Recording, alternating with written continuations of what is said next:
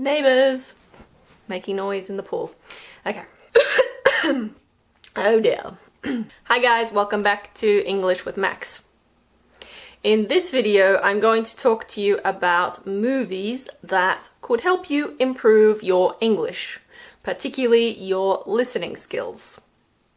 This sentence is actually from a movie, and if you know which movie that is, you're amazing, and I think you and I would get along.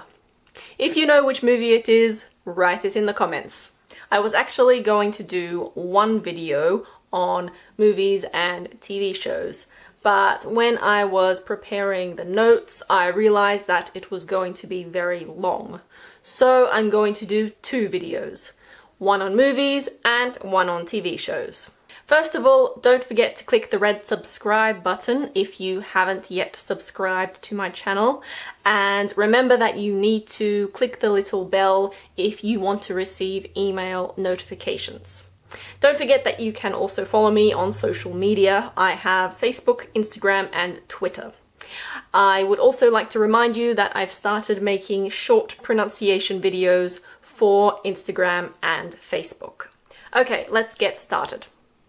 I actually wanted to start by mentioning that there are some people who say that watching movies or TV shows isn't the best way to improve your English listening. Firstly, you can't do something else at the same time, and secondly, there are lots of moments in movies where no one's talking. I agree with that, but if you enjoy watching movies or TV shows and you find it useful, then I think you should do it. People learn in different ways. Likewise, whether you want to watch with subtitles or without subtitles is your choice, and it will depend on your level. If you, say, find it very easy watching with subtitles, then maybe you should try it without. I'd also like to say that I personally believe that TV shows are better than movies for learning English, but I'll explain why in the next video. Firstly, let's talk about movies. Just so you know, you can also use the word film. Film is more commonly used in the UK. In the US and Australia, we use movie more often, but you can use either word. When we talk about film festivals, however, we have to say film festival. I've never heard movie festival. In this video, I don't want to give you a list of movies. I don't think that's very useful because your English is not going to improve very much if you just go and watch 5 to 10 movies that I recommend. In addition, movies that I like won't necessarily be movies that you like. As I've said in other videos, an important part of successful language learning is staying interested. Not getting bored, in other words. Plus, there are a lot of movies to choose from. So what I'm going to do is give you guidelines for looking for movies. I will, however, also put a list of movies in the description in case you really have no idea what to watch. In my video on TV shows, I will give you some more concrete recommendations because I think it's a bit more difficult to find English language TV shows that are right for you. When I say guidelines, I'm basically going to tell you which types of movies are generally easier to understand. I know it's good to challenge yourself, but unless you have a very advanced level, a lot of movies are probably just going to frustrate you and make you sad. So, which movies are easier? Firstly, normally dramas are easier to understand than comedies. That's because comedies often have puns and cultural references, which aren't always easy for non-native speakers to understand. I remember going to the cinema in France and understanding basically everything until there was a joke. Everybody else laughed, not me.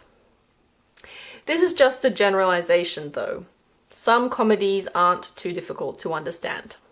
Newer movies also tend to be easier than older movies. This is a big generalization, but because language evolves and changes over time, the language in, for example, old black and white films tends to be a bit different to modern day English. Secondly, and I know this sounds a little silly, but sound quality is also a lot better than it used to be.